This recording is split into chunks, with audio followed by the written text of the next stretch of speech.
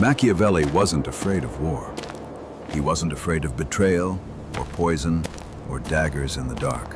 What terrified him was watching powerful men destroy themselves over fantasies they couldn't let go of. Picture this. Florence, 1513. The man who once advised princes is exiled, disgraced, thrown out like a broken tool nobody needs anymore. He's stuck in a farmhouse outside the city walls while the men he trained drink from silver cups and play at power like children with matches. Every night, he sits at a wooden desk. The ink clots in the cold. He sharpens quills until there's almost nothing left, and he reads ancient histories, Roman generals, Greek statesmen, tyrants whose names still echo centuries later. He's looking for patterns, and he finds one that keeps repeating. The same collapse, the same wound. Not from armies, not from politics, from delusion. Men falling because they couldn't separate what they wanted from what actually existed. They weren't destroyed by real women. They were destroyed by hallucinations wearing human faces. So he writes it down. A note future historians would dismiss or bury in footnotes. But if you read it carefully, you realize it's not a note, it's a diagnosis. Men lose power when they mistake their desires for reality. You can almost hear him sighing through the page. This was someone who'd seen entire governments collapse because rulers believed their feelings were facts. The battlefield men lose most easily is the one inside their own skull. If you're here because someone's betrayal left you questioning everything you thought was real, stay with this, because what Machiavelli understood might be the only truth nobody's willing to tell you. He spent pages mapping how men secretly build imaginary versions of the women they pursue. He said most relationships aren't between two people. They're between a real woman and a hallucination the man desperately protects. It wasn't moral judgment. It was observation. The same way armies fall apart when generals believe soldiers are braver than they are. The same way princes lose kingdoms because they think loyalty is automatic instead of earned.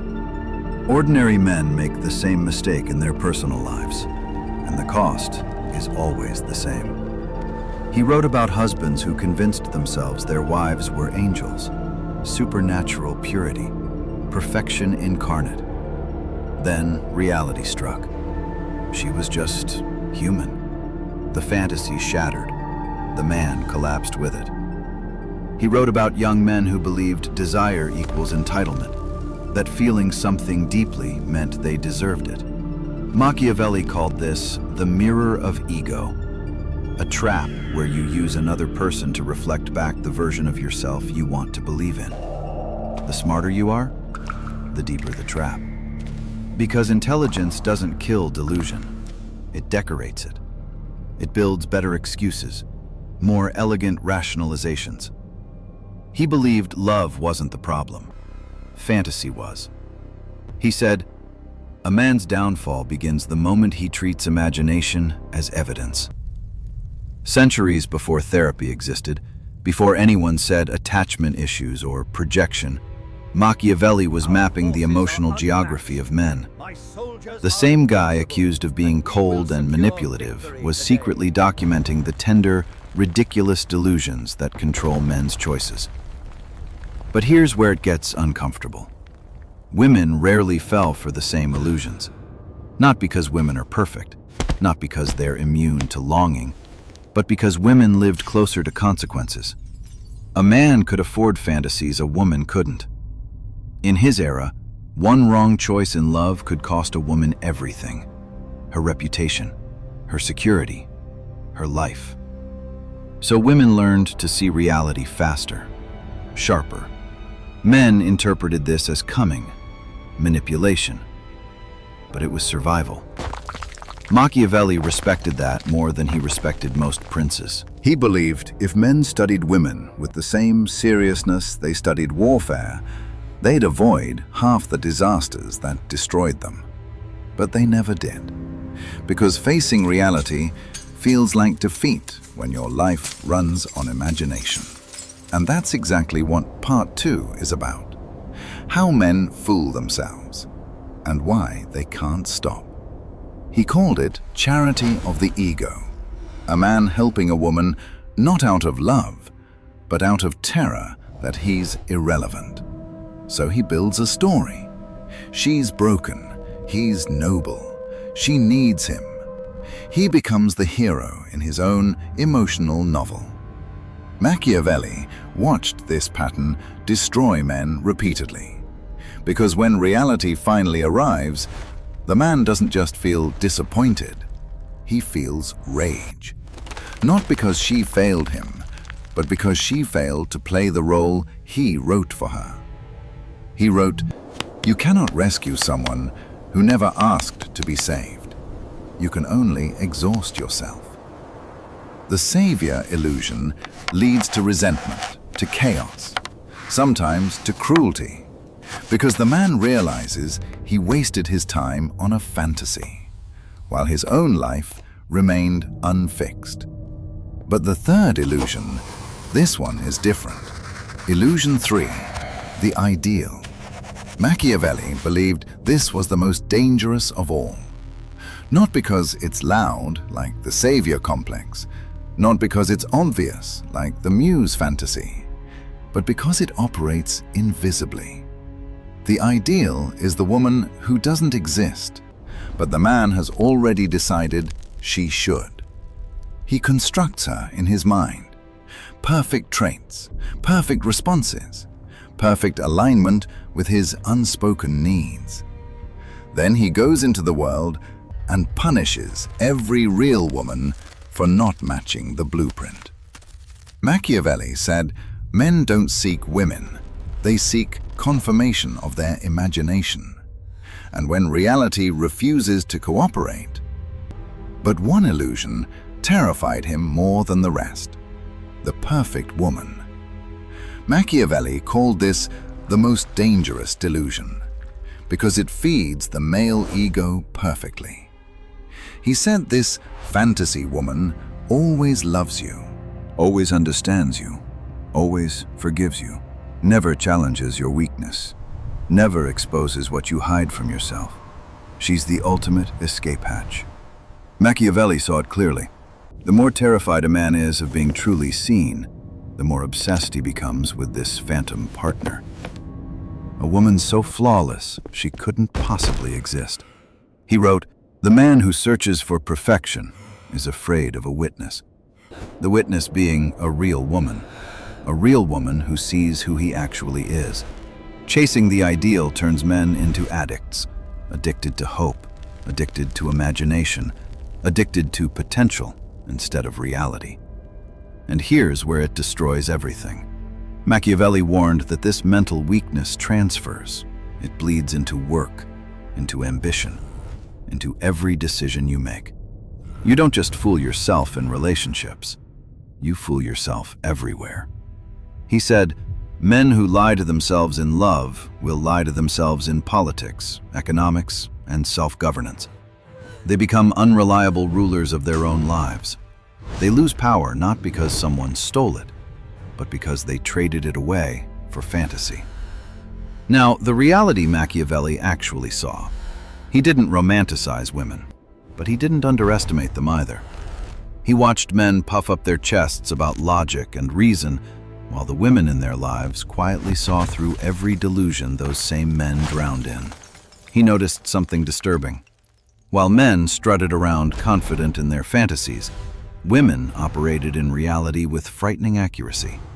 A prince might misjudge the loyalty of his advisors, but he'd almost never fool the woman under his roof. Not because she was mystical, because she was paying attention. Machiavelli believed centuries of inequality didn't weaken women, it sharpened them. When your survival depends on reading emotions correctly, you develop intuition men mistake for supernatural power. And what he witnessed next? He wrote about wives who saw betrayal coming before their husbands even decided to betray. He described courtesans who could measure a man's ambition, his cowardice, his desperation, just by watching how he spoke to a servant. To Machiavelli, this wasn't mysticism. It was survival intelligence. He believed women learned early that the world would never adjust itself to their needs. So they mastered the art of adjusting themselves, just enough to stay safe. That constant adaptation built an internal radar, a radar most men never developed. He compared male perception to a torch, bright in one direction, blinding everywhere else. Female perception, he said, was like a lantern, soft, wide, uncomfortably honest. This explained why men so often misunderstood women entirely. Men watched actions, women watched patterns. Men heard words, women heard inconsistency. Men judged intent, women judged behavior. Machiavelli wrote that if a woman sensed something was wrong, she was almost always right, not because she could see the future, but because she saw the present more clearly than the man ever did. Men fell for flattery. Women noticed the twitch in the flatterer's eyebrow. Men trusted promises. Women trusted history. Men wielded power to feel secure. Women wielded understanding to survive. He once wrote that a man with authority often loses judgment, while a woman with none develops it to perfection. When men had influence, money, status, they didn't bother learning people. They didn't have to. Women, stripped of those shields, became experts. Their intellect wasn't optional. It was defense. He wasn't praising women for being saints. He was admiring their strategic instinct. And he thought it absurd that men labeled that instinct manipulation. In his mind, if the world forced you to read the room to stay alive, how could that possibly be manipulative? It was competence. He described the average man as politically naive in his personal life. A man could navigate alliances between nations, but fall apart because he never understood the woman sleeping beside him.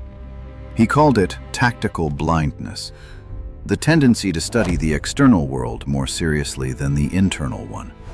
But to Machiavelli, the internal world was the real battlefield. Man would complain about inconsistency, then reward the very woman who gave it to him. He'd criticize manipulation while staying with the one who perfected it. Machiavelli found this laughable, not because men were stupid, but because they chose comfort over clarity. They wanted the feeling of being right more than they wanted the truth. He wrote that men don't chase connection, they chase validation. They don't want intimacy, they want admiration. And here's where it gets dangerous. They confuse attention with devotion. The line between affection and ego boost becomes so blurred, most men sprint across it without noticing. Machiavelli said men treat romantic attention like currency. Once they get a little, they start spending it irresponsibly. They assume consistency where there is none. They hear promises where only politeness exists. They seek loyalty from situations that were never even defined. He believed the most dangerous relationship isn't the toxic one. It's the one built on assumptions. Because assumptions are cheap. Reality is expensive. A man will convince himself she meant more than she said. He'll project commitment onto casual interest. He'll mistake her patience for investment. And by the time he realizes the foundation was imaginary, the collapse has already begun. Machiavelli didn't just see this as emotional weakness. He saw it as strategic suicide. Because when you build your life on what you hoped someone meant, rather than what they actually said, you're not in a relationship. You're in a negotiation you've already lost. He asked a question that still cuts through centuries. How many men are loyal to women who never promised them anything? How many are heartbroken over boundaries that were never crossed? The ignorance isn't in loving the wrong person. It's in refusing to see who that person actually is.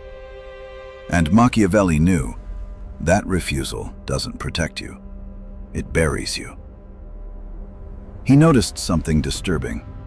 A man would claim he wanted respect, yet reward the woman who treated him unpredictably. He said it was the same instinct that made rulers hire corrupt advisors. Familiar chaos feels safer than unfamiliar stability. You are utterly useless. Machiavelli wrote, Get out of my "A man sight before prefers I the lose storm my he knows patience." to the calm that requires discipline." Men choose partners who match their emotional wounds, not their goals. They choose drama because drama feels meaningful. It feels alive. It drowns out the quiet echo of insecurity. To Machiavelli, this wasn't romance. It was self-destruction disguised as passion. He believed clarity was the strongest romantic currency. But men fear clarity, because clarity demands responsibility. If you define the relationship, you define the expectations. And expectations reveal whether you're ready or not.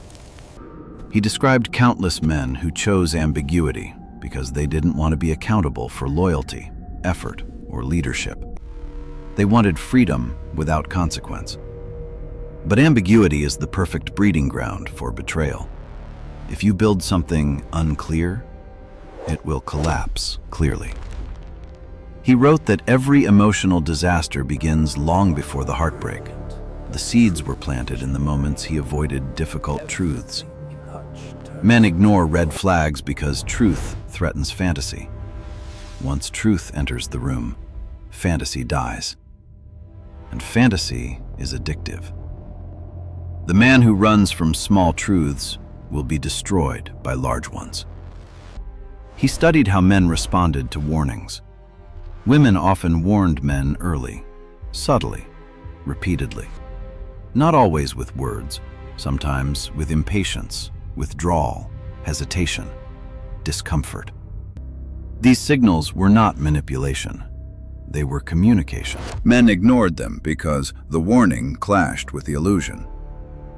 Machiavelli believed ignorance has a price, and the price always includes humiliation.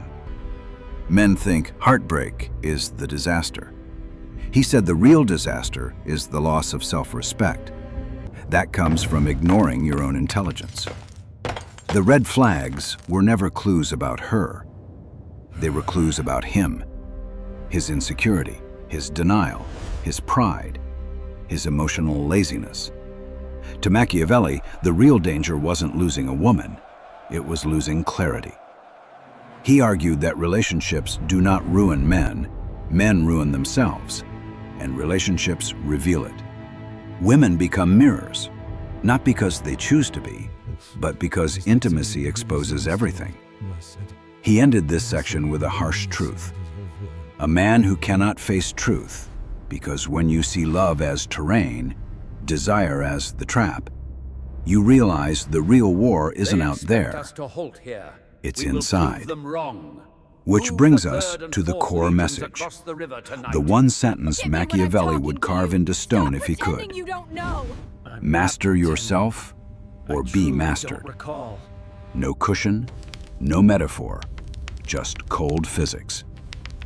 He believed your mind is a city. If the walls are crooked, if the foundation is weak, if the towers lean on false belief, the city collapses. You can't demand stability outside when your interior is chaos. And here's the part that cuts deepest. Women sense the structure of that city immediately, not through magic, through pattern recognition. They see whether your foundation is solid or rotting from within. So what happens when you ignore this principle? You attract partners who amplify your weaknesses. You stay blind to manipulation, not because she's deceptive, but because you refuse to look inward. You repeat the same mistake in every relationship, each time blaming external circumstances, each time missing the architect of your own ruin. Machiavelli wrote that clarity of mind is the only safe passage through desire, and clarity requires 4 brutal steps. 1. Identify your weaknesses without flinching. 2. Accept the uncomfortable truth of your real motives. 3. Recognize emotions are signals, not instructions. 4. Distinguish between projection and perception. Without this self-mastery, men are doomed to be deceived by their own fantasies, and the world reacts accordingly. Not out of malice, absolutely. out We'll of definitely have to get inevitability. together soon. But he went I'll even call you. further. He touched on something few modern men would consider without irony: discipline in emotion. Not suppression, not avoidance, understanding. The ability to act with intent rather than impulse. He called it mental fortification, a way to approach relationships as both human and strategic. The reflection you fear most isn't hers, it's yours. Machiavelli understood something most men spend their entire lives avoiding. Women don't destroy you, they reveal you. He warned that ignoring this truth leads to repeated disaster. Not because women are untrustworthy, but because a man's ego is too fragile to face what's real. You protect yourself by building fantasies, stories kinder than the truth, imagining loyalty where none exists, seeing devotion where there's only transaction. And the ultimate irony? Men chase women to feel complete, when they need to complete themselves first. Machiavelli wrote, "A man who does not master himself cannot hope to understand a woman, and a man who does not understand a woman cannot hope to master anything." This isn't advice about romance, it's a survival principle. Mastering self-perception is the only real weapon you can carry. Without it, all strategy fails, all influence becomes illusion, all power collapses. This is where his genius turns cruel. He doesn't excuse weakness, he exposes it. He says the truth in all its discomfort. A man's chaos will be reflected back to him by the women around him. Not to punish him, but because reality cannot be ignored forever. And here's the final warning he left behind, the one that changes everything if you're willing to hear it. Fear is misdirected. Men fear women. They fear rejection, betrayal, emotional pain. They imagine women as unpredictable forces of chaos. Machiavelli turns this on its head. Men should not fear women. Men should fear themselves.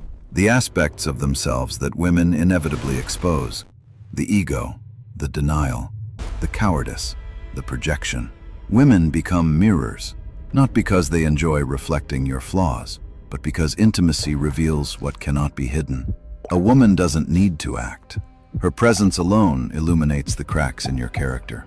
And the question Machiavelli forces you to answer is this: that war is revealed in women, and only in women, because they reflect what you refuse to see, not because they're wiser, not because they're superior, but because they're standing close enough to hold up the mirror. And most men shatter the mirror instead of confronting the image.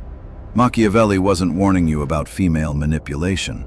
He was warning you about your own denial. The truth revealed by a woman can destroy you, or it can rebuild you from the foundation. The difference is simple. Do you have the courage to face your own chaos? Not the courage to fight an enemy, not the courage to endure hardship, the courage to admit you were wrong, the courage to abandon the version of yourself that no longer serves you, the courage to face the parts of yourself that are easiest to ignore. This is not about domination. It's not about manipulation. It's about awareness, discipline, and the willingness to see reality clearly. Because here's the final truth Machiavelli understood. You can survive every external battle. You can endure every betrayal. You can overcome every obstacle the world throws at you, and still lose everything if you cannot endure the war within yourself. That internal war doesn't announce itself with